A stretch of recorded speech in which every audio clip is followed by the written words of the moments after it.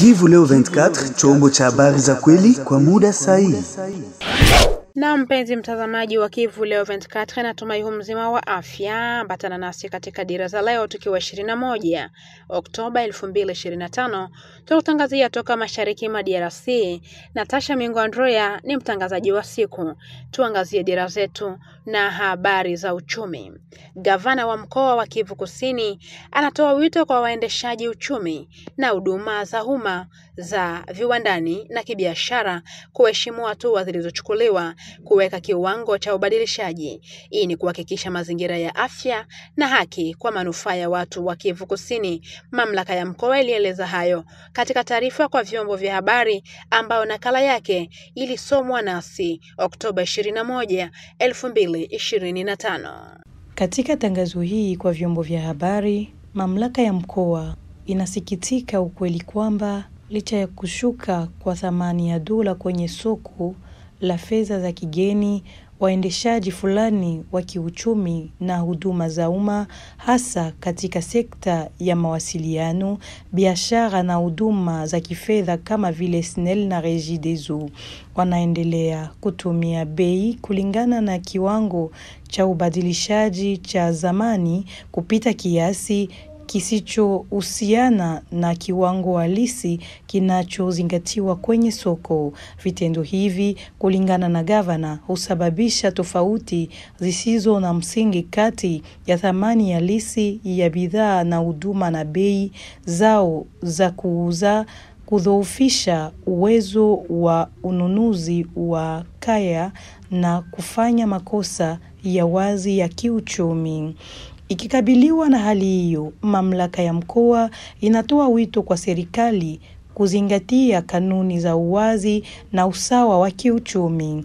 Haya yote yanafanywa kwa kurekebisha bei za kushuka kwenye soko za bidhaa na huduma, na bila kuchelewa orodha za bei zao na bei za mauzo kulingana na kiwango cha ubadilishaji chenye ufanisi kinachozingatiwa kwenye soko la taifa la fedha za kigeni.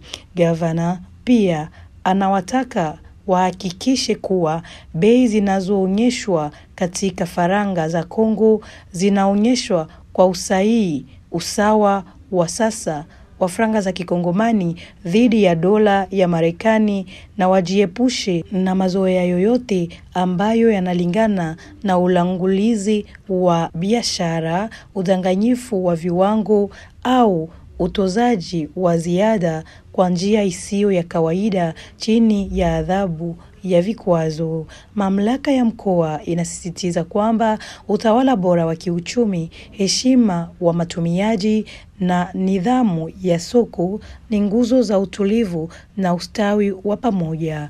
Kwa kifupi, mamlaka ya mkoa inaongeza kuwa ukiukaji wowote wa masharti haya unaweza kuwekewa vikwazo kama vile kuondolewa kwa leseni za uendeshaji au vibali vya kibiashara, kusimamishwa kwa muda au kudumu kwa shughuli, na kufunguliwa mashtaka kwa uhalifu wa kiuchumi unaodhoofisha utulivu wa umma na utendakazi mzuri wa soko.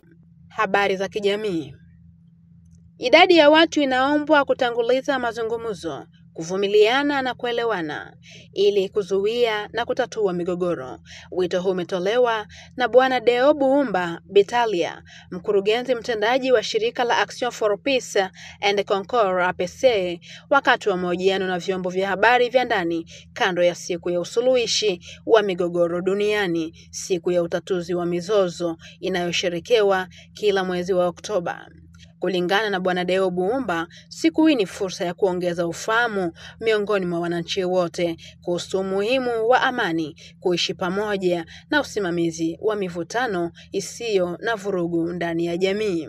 Anasema kuwa mbinu kama vile kusikilizana kwa makini, upatanishi, mazungumzo na mawasiliano yasiyo ya ukatili zinasalia kuwa nyenzo bora zaidi za kutuliza migogoro kabla ya kuongezeka.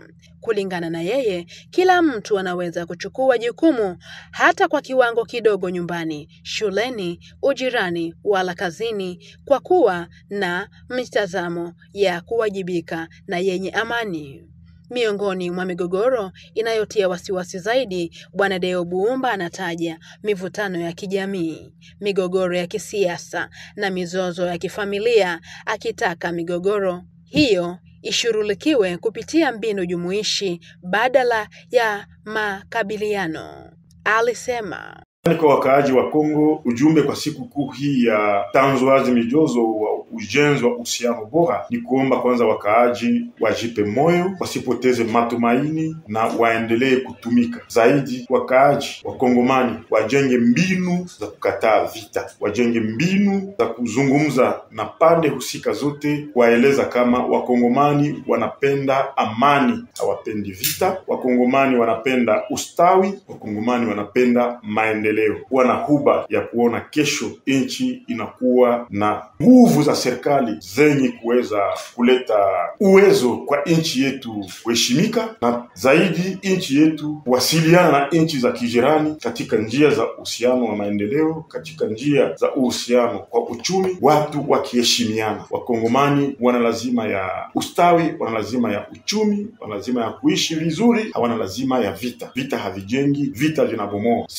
Siraha, tunapenda tuone masomo, tuone mahopitali, tuone barabara zinajengwa badala ya kuona kila mara wakimbizi ama warefugee. Hiyo haitufurahishi hata kidogo. Habari tu za kijamii. Watu watatu wakiwemo wasichana wawili na mvulana mmoja walipoteza maisha katika mkasa wa moto wa Mainsandi mjini Bukavu katika kitongoji cha Nyalukemba, barabara ya Albert Kayabu, manispa ya Ibanda. Kulingana na Obedi Mamvu, kiongozi wa kijamii wa kirahia mnamo kitongoji cha Nyalukemba, aliyenukuliwa na Actualite.cd, miili ya watoto hawa watatu ilipelekwa katika hospitali kuu ya Bukavu kutokana na kuingilia kati kwa shirika la Msalaba Mwekundu. Aliongeza kuwa moto huu ni moja kati ya miongoni mwa moto zinazorekodiwa katika miezi ya hivi karibuni katika jiji la Bukavu. Kutokana na hali hiyo, mfanyakazi huyu wa masuala ya kijamii anatoa wito kwa mamlaka husika kuchukua hatua za haraka kukabiliana na tatizo hili na kuzuia hali mbaya zaidi. Kwa kifupi, Obedi Mamvu anatoa wito kwa wakazi kuchukua tahadhari ili kuepuka visa kama hivi katika kipindi hichi ambacho mikasa ya moto inakuwa ikiripotiwa mara kwa mara, na kutazama namna gani ya kumiliki mafuta ya taa ama mafuta ya gari yanayowekezwa katika baadhi ya maskani. Habari za usalama. Msichana mdogo na bibie mwenye umri wa miaka takribani 50 waliuawa na watu wasiojulikana wenye silaha katika kijiji cha Unguu katika eneo la Fizi. Kitendo hichi ambacho kinalaaniwa na muungano wa wanawake katika vyombo vya habari kwa amani EFMP Kivu Kusini, katika taarifa iliyoonekana kusomwa na mnamo Oktoba 21, 2025. Kulingana na Umoja wa Wanawake katika vyombo vya habari kwa amani, mauaji haya mawili yanakuja wakati wa maadhimisho ya kimataifa ya siku ya kimataifa ya wanawake wa vijijini, ambayo inaangazia kwa uchungu, udhaifu na hatari inayoishi wanawake katika eneo hili. Ikikabiliwa na hali hii, EFMP Kivu Kusini inaelezea kusikitishwa kwake na kulaani vikali kitendo hiki cha kinyama ambacho kinaelezea kama ishara ya kimuundo na unyanyasaji unaoendelea dhidi ya wanawake katika maeneo ya vijijini. Shirika hili la wanawake pia linatoa wito kwa mamlaka za mitaa na kitaifa kuchukua hatua ili kuhakikisha usalama wa wanawake katika vijiji vya mbali na hivyo kutoa haki. Kwa ufupi, chanzo chetu kinathibitisha azma yake ya kupaza sauti ya wanawake wa vijijini, wahanga wakuu wa ukosefu wa usalama ambao umekuwa jambo la kawaida katika eneo hili la jimbo la Kivu ya Kusini. Habari za kijamii. Idadi ya watu wa kitongoji cha Mulambula katika manispa ya Bagira wanakabiliwa na magonjwa yanayosababishwa na maji kutokana na ukosefu wa maji ya kunywa katika eneo hili. Kamati ya maendeleo ya eneo la Mulambula CLD imepiga kelele Jumanne Oktoba 21, 2025. Bahati Chirimwami John, katika eneo hili hakuna bomba zinazotoa maji inayoweza kufikia watu. Hali hii inahatarisha afya ya umma na kuzidi kutatiza maisha ya kila siku ya wakazi, hasa wanawake na watoto wanaolazimika kusafiri umbali mrefu kutafuta maji ambayo mara nyingi si salama. Ikikabiliwa na hali hii, kamati ya maendeleo ya Mulambula CLD inatoa wito kwa mamlaka, mashirika yasiyo ya kiserikali na washirika wa maendeleo kuweza kufunga mabomba kwa haraka. Hayo yote ni kuhakikisha upatikanaji wa rasilimali hii muhimu kwa wakazi wa eneo hili la jiji la Bukavu. Habari za kijamii. Shirika nyipya la kiraia NDC linafurahishwa na hatua zilizochukuliwa na mamlaka kupiga marufuku masoko bandia katika jiji la Bukavu. Maelezo haya yamo katika taarifa iliyotolewa kwa umma na kusomwa na mnamo Oktoba 21, 2025. Katika tamko hili, muundo wa kiraia unabainisha kuwa mpango huu unalenga kuboresha utulivu wa umma na kuwezesha mzunguko wa watu wanaotembea na miguu, hivyo kuchangia mazingira mazuri zaidi na maisha kwa pamoja. Katika hafla hii, naibu msemaji wa mkoa wa muundo huu, Wilfred Abamungu, anawahimiza wauzaji na wafanyabiashara kuzingatia uwajibikaji na kuheshimu ushauri unaotolewa na mamlaka. Aliongeza kuwa juhudi hizi ni muhimu kusafisha mji wa Bukavu na kuhakikisha mazingira ya usawa kwa raia. Muundo huu wa kiraia unadhibitisha kujitolea kwake kwa utetezi wa haki za binadamu na kuunga mkono mipango yote inayolenga kuboresha ubora wa maisha katika jamii. Tunaomba wale wote ambao wanaendelea kuokipe ile maespace public, wale wote ambao wanaendelea kuzishia ndani ya barabara wa rejoindre ma marché zenye ziko désigné na wakubwa, sawa vile marché Nkafu pale Brasserie, marché central ya Bagira, marché central ya Kadutu, marché ya Nyawera, marché ya Nguba na marché ya Liberation pale kwa beach Mwanzi, kwenye kungali ma espace vide ama ma espace vacant kwa wale wachuruzi. Kwa kifupi, NDC inatoa wito kwa kuundwa kwa masoko mengine ya umma katika mji wa Bukavu katika kujumuia ambako bado kuna viwanja vya Kongo. Habari za utamaduni.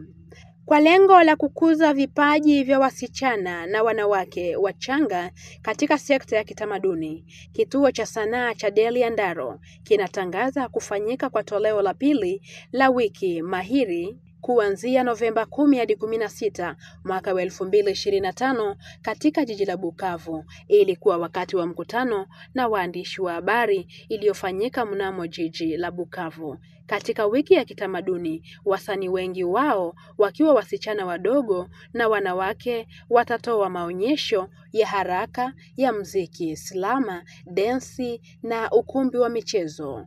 Kwa Binyota Chemwenge Cynthia, meneja wa mradi katika kituo cha utamaduni cha sanaa cha Delia Ndaro, wiki hii mahiri inalenga kusherekea, kukuza na ubunifu wa wanawake katika sekta ya utamaduni. Mwisho, anatoa wito kwa wakazi wa jiji la Bukavu kushiriki kikamilifu katika shughuli hii ya kitamaduni ili kusaidia wasanii wa kike wa jiji la Bukavu. Anajadili hili katika mahojiano nasi. Semaine Vibrante inaofrir platform kwenye banamuke baneza ji exprimer pleinement, kwenye baneza exposer ma creativite zabo na kwenye baneza aussi kuonesha vitu ambavyo wanaweza kufanya mu culture.